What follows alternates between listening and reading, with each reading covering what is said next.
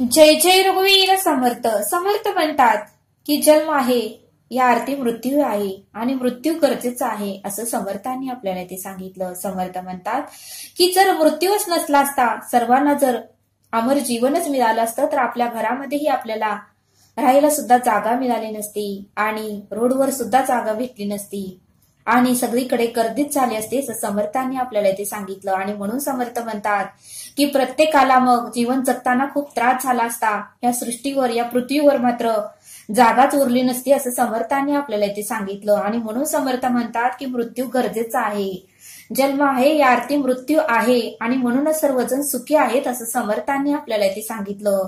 जर मृत्यूच नसला असता तर मात्र आपल्याला खूप त्रास झाला असता आणि जगताच आपल्याला आलं नसतं. प्रत्येक व्यक्तीला हा जर मृत्यूच नसला असता तर खूप त्रास झाला असता असं समर्थांनी आपल्याला ते सांगितलं. आणि म्हणूनच समर्थ म्हणतात की मृत्यू आहे म्हणूनच सर्वजण सुखात आहेत असं समर्थांनी आपल्याला ते सांगितलं. आणि ते समजावून सांगण्यासाठी समर्थ आपल्याला एक बोध सांगतात. समर्थ म्हणतात की एका राजा एका वृक्षाखाली बसलेला साधूला विचारलं. एका राजाने एका वृक्षाखाली बसलेला साधूला विचारलं की हे साधू महाराज मला अमर करू शकाल का? आणि मला अशी काहीतरी वनस्पती द्या, असं काहीतरी तुम्ही मला उपाय सांगा की मी अमरच राहील, मला मृत्यूच येणार नाही. त्यावेळेस साधू महाराज म्हणाले, हे राजा ठीक आहे, तुझी मी इच्छा पूर्ण करतो.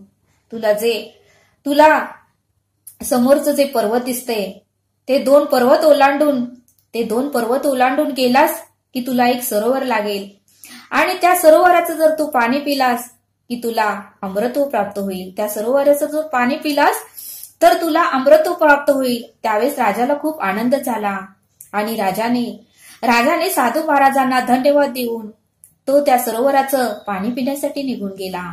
त्यावेळेस दोन पर्वत ओलांडून राजा सरोवरापाशी पोहोचला आणि राजाने पाणी पिण्यासाठी आपल्या हाताची उंची केली.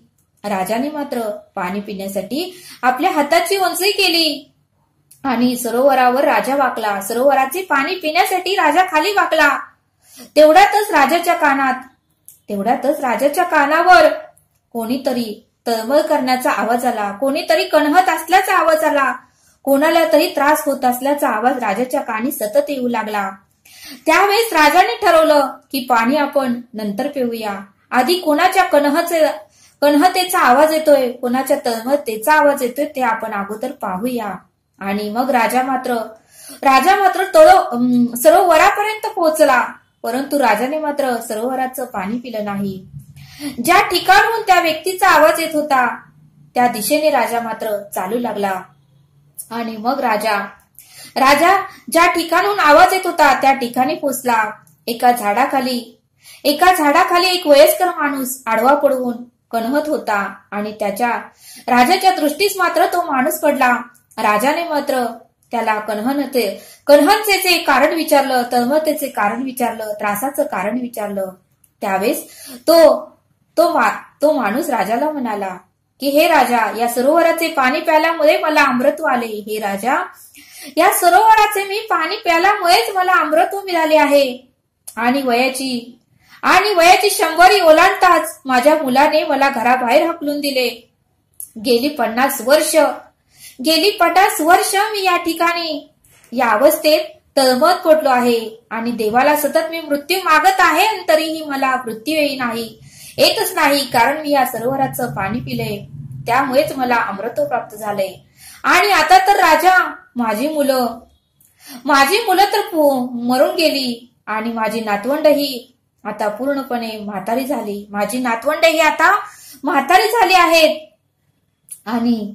आणि मला तरीही मरण येत नाही. त्यावेळेस मात्र राजाला हे ऐकून वाईट वाटलं. मग राजानेही विचार केला की म्हातारपणाशिवाय जर अमृतत्व मिळालं तर खरंच मजा आहे. राजानेही विचार केला की म्हातारपणाशिवाय जर अमृतत्व मिळालं तर खरंच मजा आहे. आणि त्याबद्दल राजाने साधू महाराजांना माहिती विचारली आणि साधूकडे पर्याय मागितला. त्यावेळेस साधूही म्हणाले, ज्या सरोवराकडे तू जाऊन आलास ज्या सरोवराकडे तू जाऊन आलास त्याच्या पुढे असलेला डोंगर ओलांडून, त्याच्याच पुढे असलेला एक डोंगर ओलांडून जा आणि पलीकडे गेल्यास तर तुला पिवळ्या फळांनी भरलेले एक वृक्ष तुला लागेल. पिवळ्या फळांनी भरलेला एक वृक्ष तुला लागेल आणि त्या वृक्षाचं एक फळ तोडून तू खा. त्या वृक्षाचं एक फळ तू तोडून खा म्हणजे तुला म्हातारपणाशिवाय अमृत मिळेल. म्हणजे तू तरुण असतानाच तू अमृतत्व तुला प्राप्त होईल. तुला म्हातारपण कधीच येणार नाही आणि मृत्यूही कधीच येणार नाही असं साधू महाराज राजाला म्हणाले. त्यावेळेस साधूच्या सांगण्याप्रमाणे राजाही त्या वृक्षापाशी गेला. साधूच्या सांगण्याप्रमाणे राजाही त्या पिवळ्या फळांच्या वृक्षापाशी गेला आणि त्या राजाने एक पिवळे धमक फळही काढले आणि फळ खायला सुरुवात करणार तो जवळपास भांडण्याची आवाज राजाला ऐकू आला. जवळपास भांडणं होण्याची आवाज राजाला ऐकू आला आणि आवाज कानावर पडताच राजाने फळ खायचं सोडून दिलं आणि कुठून भांडण्याचा आवाज येतोय त्या दिशेने राजा गेला. त्यावेळेस राजा भांडत असलेल्या लोकांजवळ गेला. तेथे राजाने विचारलं की तुम्ही का भांडत आहात. त्या चार तरुण व्यक्तींना राजाने विचारलं की तुम्ही का भांडत आहात. त्यातल्या एकाने राजाला सांगितलं की मी आता 250 वर्षाचा आहे. तरीही माझ्या उजव्या बाजूला उभे असलेले 300 वर्षाचे माझे बाबा पूर्वपार मालमत्ता माझ्या स्वाधीन करीत नाहीत.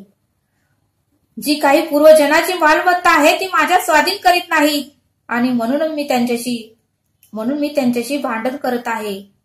त्यांच्याशी भांडू नको तर काय करू म्हणूनच मी त्यांच्याशी भांडण करत आहे. राजाने त्या तरुण दिसणाऱ्या दुसऱ्या युवकाला विचारले. त्यावेळेस त्या तरुण दुसऱ्या युवकाने राजाला सांगितलं, अहो माझ्या उजव्या बाजूला उभे असलेले माझे 350 वर्षाचे वडील, अहो माझ्या उजव्या बाजूला उभे असलेले माझे 350 वर्षाचे वडील आहेत. ते मला संपत्ती देत नाहीत. तर मी तरी मुलाला कोठून संपत्ती देऊ. मी तरी माझ्या मुलाला कोठून संपत्ती देऊ तुम्हीच सांगा आणि म्हणूनच आम्ही भांडत आहोत. 350 वर्षाच्या तरुणाकडे राजाने आश्चर्याच्या दृष्टीने पाहिले आणि राजा म्हणाला, मी तर संपत्ती पाहिल्यास तर तो म्हणाला, मी तरी संपत्ती कोठून देणार. ही चूक माझ्या वडिलांची आहे. आता 400 वर्षाचे आहेत. यावर राजा म्हणाला, पण एवढी संपत्ती असताना तुम्ही डोंगर दऱ्यामध्ये का वास्तव्य करताय. एवढी संपत्ती असताना तुम्ही डोंगर दऱ्यामध्ये का वास्तव्य करताय. यावर पंजोबा म्हणाले, आमच्या घरात दिवस रात्र मालमत्तेवरून भांडणे होत असल्याने गावकऱ्यांनी आम्हाला गावाबाहेर हाकलून दिलं. आमच्या घरात दिवस रात्र मालमत्तेवरून भांडणे होत असल्याने गावकऱ्यांनी आम्हाला घराबाहेर हाकलून दिलं आणि आम्हाला येथे राहावे लागत आहे. आणि तो प्रकार पाहून राजा म्हणाला, म्हातारपणाशिवाय अमृतत्व मिळाले तर तेही नकोच. म्हातारपणाशिवाय अमृतत्व मिळाले तरी तेही नकोच. कारण ते जास्त भयंकर आहे आणि ते सर्व आपण आपल्या डोळ्यांनी पाहिलं आहे. आणि पुन्हा राजा साधूजवळ परत आला आणि म्हणाला, तुम्ही मला मृत्यूचे महत्व पटवून दिले. मृत्यू आहे म्हणून जगात प्रेम आहे. मृत्यू आहे म्हणून या जगामध्ये प्रेम आहे. अन्यथा माणसाच्या जीवावर उठले असते. मृत्यू आहे म्हणून या जगामध्ये प्रेम आहे, माया आहे, ममता आहे. अन्यथा माणसाच्या जीवावर उठले असते. आणि साधू म्हणाला, मृत्यू टाळण्यापेक्षा. त्यावेळेस साधू महाराज राजाला म्हणाला की हे राजा, मी तुम्हाला जर आधी सांगितलं असतं तर तुम्हाला कदाचित ते समजलं नसतं. म्हणूनच मी तुम्हाला अनुभव घेण्यासाठी सरोवराकडे पाठवलं, डोंगराच्या पलीकडे पाठवलं. का तर मला माहिती होतं तुम्हाला सांगून कळणार नाही. तुम्ही स्वतः अनुभव घेतला तर तुम्ही स्वतः माझ्याकडे मला सांगायला याल की मृत्यू हेच गरजेचं आहे. त्यावेळेस साधू म्हणाला, राजेसाहेब म्हणूनच मी तुम्हाला सांगितलं नाही. त्यावेळेस राजा म्हणाला, हो हो महाराज, तुम्ही जे सांगितलं ते योग्यच सांगितलं. मला तुमचं म्हणणं पटलं आणि मला अनुभवही आला. त्यावेळेस साधू महाराज म्हणाले की मृत्यू टाळण्यापेक्षा मिळालेले दिवस आणि मिळालेले प्रत्येक क्षण भरभरून जगून घ्या. मृत्यू टाळण्यापेक्षा मिळालेले दिवस आणि मिळालेले दिवस प्रत्येक क्षण भरभरून जगून घ्या. त्यातच खरा आनंद आहे. आणि मृत्यूनंतर उत्तम गतीही आहे. मृत्यूनंतर उत्तम गतीही आहे. म्हणूनच स्वतः बदला म्हणजे जग बदलेल. म्हणून समर्थ म्हणतात की स्वतः बदला म्हणजे जग बदलेल. आणि म्हणून समर्थ म्हणतात की स्नान करताना नाम घेतले तर तीर्थ स्नान होईल. म्हणून समर्थ म्हणतात की स्नान करताना नाम घेतले तर तीर्थस्थान होईल. भोजन करताना नाम घेतले तर प्रसाद होईल.